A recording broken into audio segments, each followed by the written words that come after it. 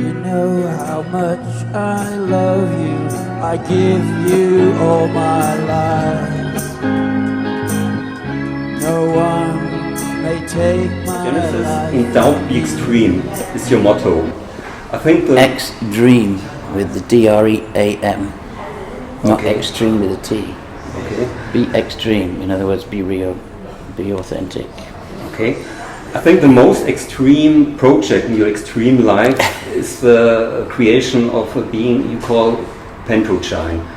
Can you tell us some sentence about it? We met Lady J in 1993 in New York. She was in skin-tight leather head to foot and 5-inch heels, which made her 6'3". Bigger than you. She was 5'10", yeah. And we went to an S&M club in the meatpacking district called Paddles, where there was an auction of slaves. An And we auction were- of slaves. Yeah, people were volunteering to belong to somebody for 24 hours and they could do whatever they wanted to them. So we're watching that and she's smoking as usual. And then we happened to look down and the whole time that she was stood with her arm around me, she was grinding the heel of her high-heeled shoe into a naked man's hand, but never mentioned it. And I thought, this is a very interesting woman. And it was basically love at first sight. And from that day on, we started to dress more and more the same. And we became lovers during that year. And as we got closer and closer and talked about how much we were in love, we both said, it's strange, but it's this urge to not just be in love with you, but to become you, to be absorbed into you, to become just one. Like when you make love and come together, that's a moment when you both become one being. Why can't we be like that all the time? And then, of course, being people who think, we started, why do we feel so strongly that we're two halves of one other person? And the first way we thought about it was thinking about William Burroughs and Brian Gysin. They said when they collaborated with cut-ups of writing and film and sound, that it was no longer by them, it was created by a third mind. So myself and Lady J said, what if we decide to cut up ourselves, our personalities, our stories, even our bodies, and become a third being that is the two of us as one, that we really are only two halves of this one other being. And we decided to call that the Pandrogyne, the positive androgyne, the powerful hermaphrodite. You obviously know that a lot of people who say that this obsession with the partner is maybe not normal or say or sick. How do you react to this comment? Nobody's ever said that before. People usually say how inspired they are by the depth of the love. And one common response after we give talks or show films, discuss this at universities and so on, is that people will come up and say, you know, I've always been afraid of giving myself 100% in a relationship in case I get hurt, in case it doesn't last. And now I realize how much I've lost by not just committing myself. So you're a perfect role model for unconditional love? We would hope so. Unconditional love is really, in the end, what we've discovered makes it worth being here. But would you agree that this sort of love is something nearly divine? Absolutely. Is become anachronistic in our, say, capitalistic society? Absolutely. Very good point. And that's why it's so important to talk about it. You know, we are meant to become divine. In alchemy, the divine hermaphrodite is a powerful symbol. And when you start to look at the story of creation, Adam and Eve come from one person, one body, and then become two. So the origin of our species is one unified being, but then it splits. And perhaps we're here to learn self-consciously, thoughtfully, our own story as beings, as humane beings. And the whole point of life is to eventually reunify with our divine self.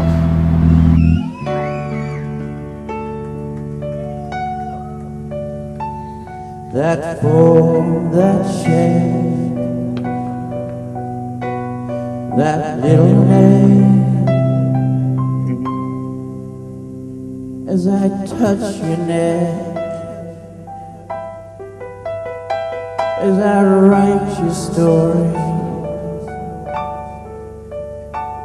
from nothing, a beginning, a formation of life. Creativity should be part of everything. Everything can be more fun, it can be more thoughtful at the same time. Now, it doesn't always have to be serious and intellectual and academic. Some of the most exciting ways to learn are funny as well. You know, ridiculous, and human beings are basically ridiculous creatures in many ways. Just like sex is pretty ridiculous if you stand back and really think about it. But while you're engaged in it, you're lost within it, and being lost within someone else is an amazing thing. That's what inspired everything, that idea of being lost in someone but being more as a result. And wisdom is the same. You get lost in an experience, a new idea, and as a result you grow. You experiment on yourself, on your physical self since the 60s. So I asked, where does this big wish come from to leave the body or to become pure thought, as you once said? Lady J had a good way of explaining it. It also, sometimes people think it's about gender, you know, like, and so she came up with a little phrasing. Some people feel they're a man trapped in a woman's body. Some people think they're a woman trapped in a man's body, but the pandagyne just feels trapped in a body. In other words, and she very much always felt trapped in her body. But it was never able. Cheap suitcase. Yeah, that's what she called it. Yeah, the cheap suitcase. Timothy Leary used to say, we only have a body to carry around our mind. You know, we worked with him for a year or two, and it seems to me that from the very beginning, it might be partly that both of us used to be very sick as children. So our body was always a prison because we had really bad asthma. Jay was always going to the hospital. We were always off school because we were sick. So the body was always problematic in childhood. And that makes you tend to think, why is my body problematic? Why is it so difficult just to exist in this world? And then in England, going to all boys schools, there's the whole thing of the bullying and the mainly just physical bullying when people think that you are thinking differently. You've been bullied in your school as well? Oh, beaten unconscious many times. Has this been a starting point where you started to wish you leave your body or to get rid of this physical world? That more was how we learned that the people that control us, the society, the establishment, to keep it simple, that they're very much an enemy of freedom of thought. For whatever reason, not always at the beginning deliberately, but it tends to end up that way, one way or another. And that conformity is always the subtext of culture in different societies. Whatever that society is, it's all about conformity. And my nature is to be non-conformist. Why so strongly? Certainly one thing was that we didn't want to just be male because the males we knew at school were so obnoxious and vile and vicious and aggressive. So is that really what I'm supposed to be? Doesn't feel right. It seems very wrong. We didn't want to associate with that. Then in '68 we met the Gay Live Street Theatre and we worked with them even though we weren't gay. And it was so much more constructive and positive just because there was no tension. It was about liberation, and the body was being used as a liberation. And so that was another lesson, that the body can liberate the mind by being used and perhaps abused depending on how you view things. But it very quickly seemed to me the body is just stuff. It's not sacred. That's a big myth. It's just physical stuff.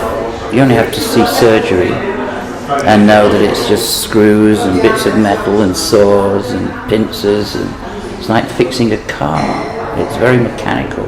There's nothing romantic and divine about that process at all. And Lady J was a registered nurse too. So she grew up to work with the human body both privately and publicly. You know, in the daytime she was fixing bodies, and at night she was beating and torturing bodies. So she had a very strong, enigmatic view of the body from very early. It's interesting, she told me a story that, you know how most children they say mama or dada first. The first word Lady J ever spoke was stockings. Stockings? Yeah. Okay. And that tends to suggest reincarnation too. A 3-year-old going stockings that becomes a dominatrix. It's kind of bizarre. Really is. So the more we got to know each other and reveal the deepest memories that we had, the more it seemed to make sense where we were at with each other. Night brings the moon, it's much more difficult. That's nothing like stepping over to another plane. You have to step across. This world, it's not our home. Stepping over to another plane, the next plane, free at last. I'd like to return to your very romantic view of love. What's your advice for people who are afraid to have such a close relationship? Well, we have to quote my sweet Lady J.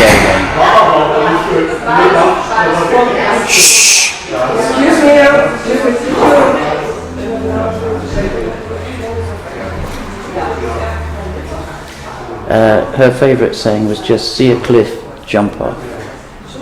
Never be afraid of anything. And unconditional love, surrender to it, absolutely. Yes, you can get hurt. Yes, you can lose somebody. We lost Jay in a certain way.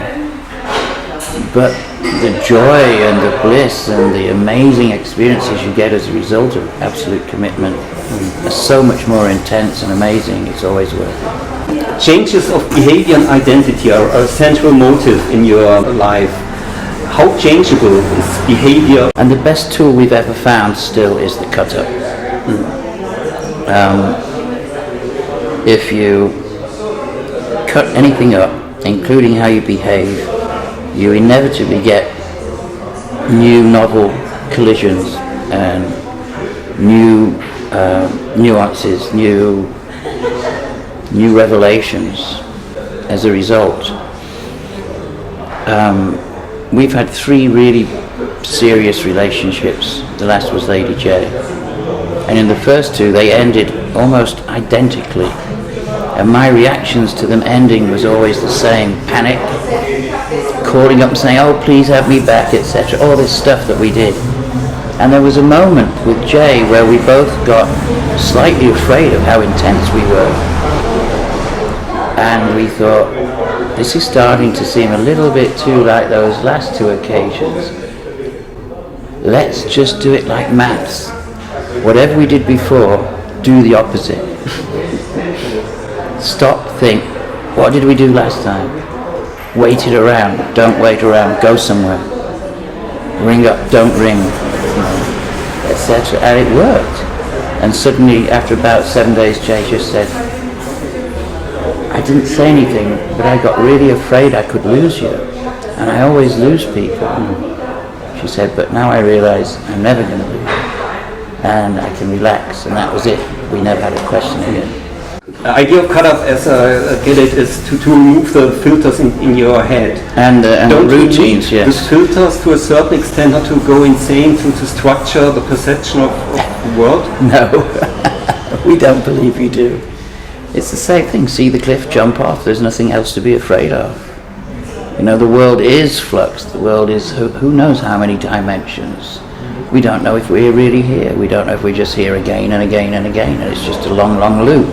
If it's a loop, can we change the end of the loop? If we can, how? It's the same question, you know. Who's in control of your life? Is your life happening? Assume it is. It makes life a little simpler, but beyond that, there's no rules or regulations. It's meant to be an exploration. We're meant to keep looking, keep thinking, questioning, expecting and looking for ways to create novelty and surprise. Surprise is good. You know, knowing what's going to happen next is, to me, it's like, why be here? That would be the worst. So yeah, break every routine that you've got. Always, it's work because you have to keep analysing constantly. Why did we do this last time? Is it still valid? How's it affecting other people around me? Is that valid? Does it matter if it's valid? Is it only me that matters? Etc. And the greatest change was suddenly being responsible for two beings instead of one. Truly responsible instead of just thinking that you're with someone. You have never experienced that this deconditioning went out of control? Maybe not with you, but with other people? Oh yes, we've seen that happen. Okay. So you need one discipline. has to be careful. You need discipline. You have to really analyse yourself constantly. Discipline is a key word for you. Yeah. You've got written a song about it. Yeah, in Berlin, in the SO36, on stage. When you look back, what do you remember with pride and what do you remember with regrets? With pride. Being ready when we met Jay. She used to say you had to be older because you had to be ready for me.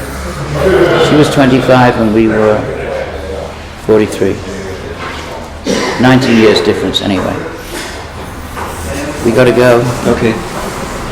Regrets, we don't have any, not yet, not that we can come up with quickly. No regrets. We would have liked to have met Jay sooner, but that wouldn't have worked, you know. It's funny. When we couldn't go back to England, people said, oh, it must be awful to just lose everything you have overnight. We said, well, actually, if we hadn't have done that, we wouldn't have met Jay, and then life would have been much more uninteresting and maybe fallen apart, who knows. So we tend to just, as they used to say in the 60s, we go with the flow now. Go with the flow. Nice last word. Okay, thank you very much. You're very, very welcome. And don't forget, see the cliff, jump off.